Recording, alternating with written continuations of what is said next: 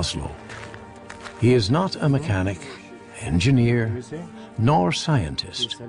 He is an artist. Did I start to create art? What is art?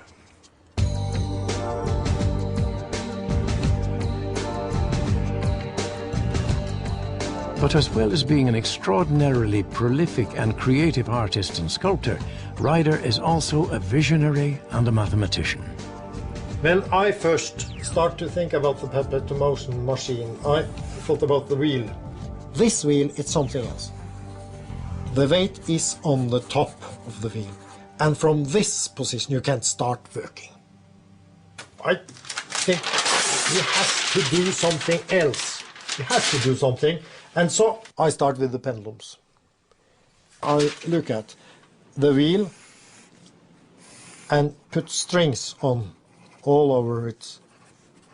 So it comes up. When I had a lot of hanging parts, it's come up. Amazing. It was the yin and yang system. And then it started to be so amazing, so I couldn't go to sleep.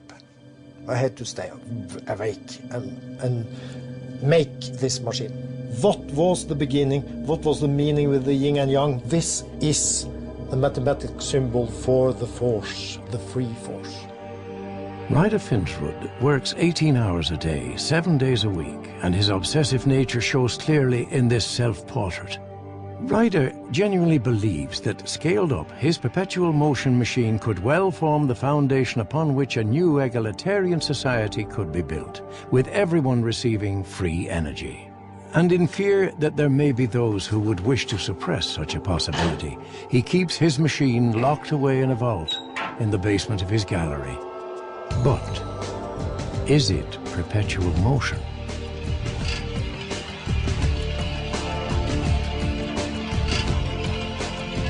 The beauty of Ryder's machine is the harmonious relationship between the ball, the magnets, and the pendulums.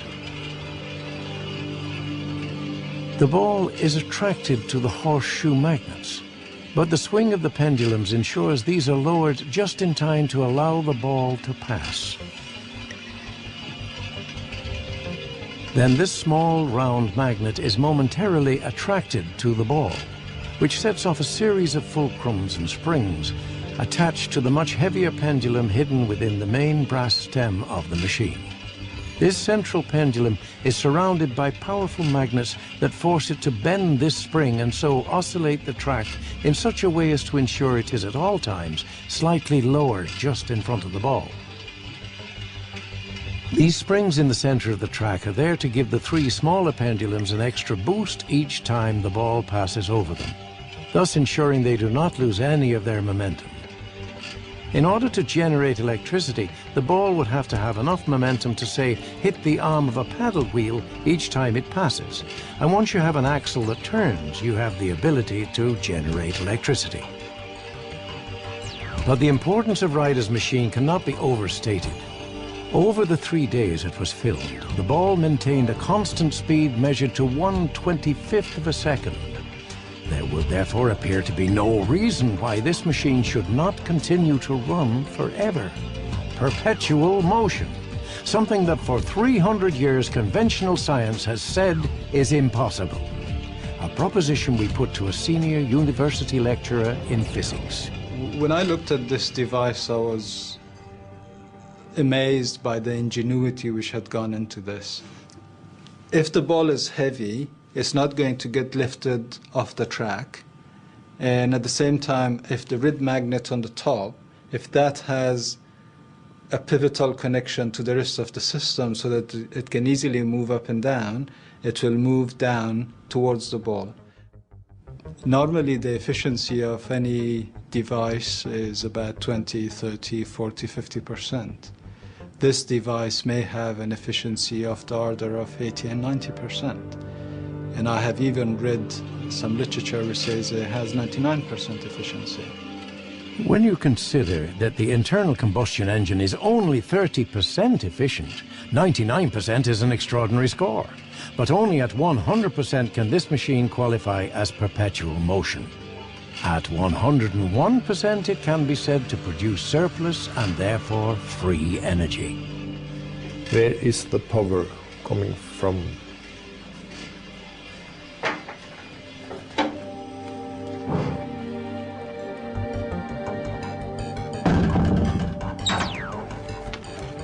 I had scientists from all over the world looking at it, and they can't tell me where the power is coming from. The claim that this is going to run permanently or indefinitely doesn't seem to hold, because the second law of thermodynamics tells us that this is not possible. The fellow from Norway sounds sincere enough, but I really don't think he can come out ahead with just magnets, wires, and wheels.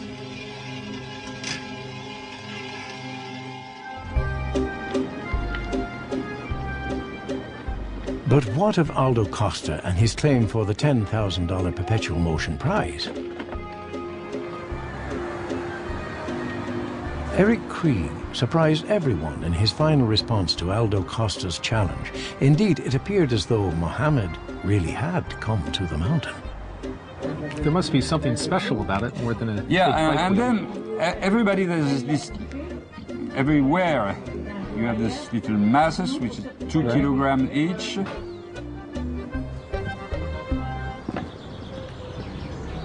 Wow, this thing is huge.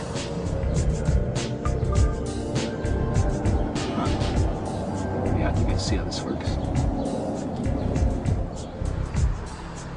Not only, it seems, had Aldo done the maths, but with every nut, bolt and rivet, he had backed his absolute belief that, contrary to the current laws of physics, energy can be produced by a fuel-less machine. He had, he believed, found the holy grail of science, perpetual motion. It is a nice view of the French countryside from high up in the air here. It is impressive that one old man built all of this himself.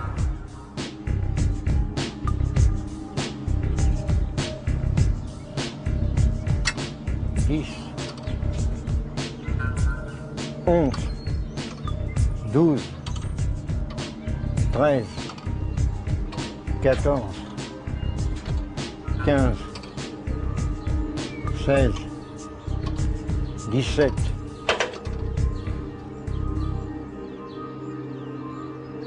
Monsieur Eric, quand on l'arrête, la roue, on la tient, on la lâche, pourquoi elle repart? So when the wheel stopped, why did the wheel start again? Some friction is variable. There are other sources of power that can come in. The wind can make a slight amount of power. The sun hitting one side and not the other side can expand it a little bit and make it counterbalance that it might move. From my experience with science and engineering, I can't see how this would ever be a source for external energy. In fact, with all the different sources of friction on this, I don't believe it can be a perpetual motion machine. Pour lui, il ne voit pas d'où la puissance viendrait. Par contre, il voit beaucoup où la puissance pourra être dissipée par notamment tous les mécanismes de friction. D'après toutes les explications que vient de me donner M. Eric, les objections sont réelles, il les pense vraiment. Mais c'est l'opinion d'un seul homme. Et ça s'arrête là. That, said Aldo, is the opinion of just one man. And the wheel keeps on turning.